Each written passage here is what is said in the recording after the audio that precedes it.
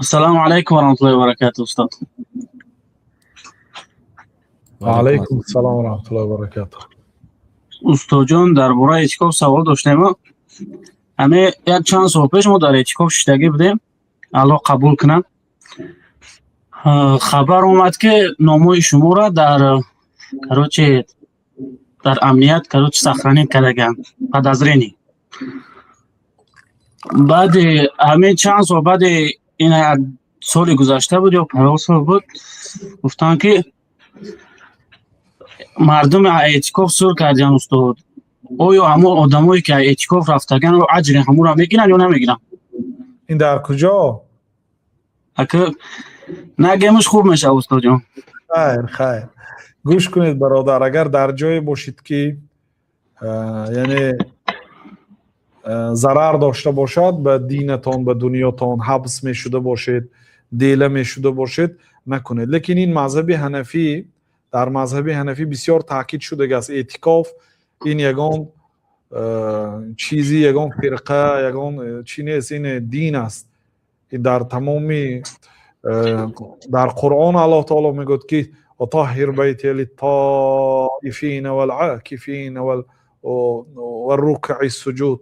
ای پیغمبر خانه را پاکیزه نگاه دار برای طواف کننده ها، اعتکاف شیننده ها و برای نماز خوان ها. و انتم عاکفون فی المساجد در سوره بقره. وقتی که شما در مسجد های اعتکاف نشستید از معاشرت با زنها دوری جویید. این نص قرآن است. پیامبر صلی الله علیه و سلم 10 ساله که در مدینه بودن اعتکاف نشستن. من در کتابای حنفی هم من بدایع الصنایع خوانید امام کاسانی رحمت الله علیه از زهری نقل کردن در کتاب بدایع الصنایع میگن که عجبا للناس ترکوا الاعتکاف. حضرت زهری گفتن که من به این مردم تعجب میکنم، اعتکاف را ترک کردن. و قد کان رسول الله صلی الله علیه و سلم یفعل الشیء و یترکه. پیغمبر صلی الله علیه و سلم بعضی کارها رو میکردن هم ترک هم میکردن، یعنی گاه اجرا میکردن گاه ترک میکردن. لیکن ولم یترک الاعتکاف منذ دخل المدینه الی ان مات. از روزی که به مدینه داخل شدن تا روزی وفاتشان اعتکاف ترک نکردن. برای مردم من تعجب میکنم بعضی کارهایی که پیامبر صلی الله علیه و سلم هم کردن هم ترک کردن میکنند، لیکن اعتکاف ترک کردن. نه کتابی بدایع الصنایع حنفی اعتکاف نشستن در مذهب حنفی هست برادرها، در تمامی مذهب ها هست، در قرآن و سنت هست، با اجماع علما اعتکاف مشروع هست، سنت مؤکده هست. این یگان چیزی تروریستی و اکستریمیستی نیست، این دین است، این مذهب حنفی هست. خب با وجود همین اگر برای چیتان برای دینتان ضرر باشد، بله نشینتون، الله بخشد.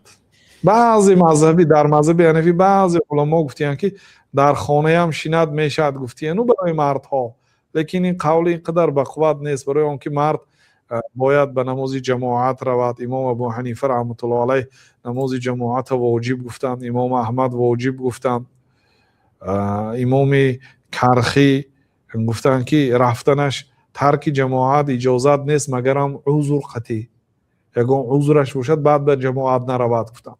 یعنی شما اگر اعتکاف در خانه شینید مجبور 5 وقت نماز نروید، مجبور جمعه نروید، جمعه فرض است، نماز جماعت واجب است، اعتکاف سنت است. برای همین در خانه برای مردها نمیشد نشسته. امکانیت باشد در مسجد میشینید، امکانیت نباشد الله المستعان دعا کنید تا که مقصد از این خاری و از این ذلت مسلمان ها برای اقلا طبق دین ما عمل کرده تانیم. الله المستعان.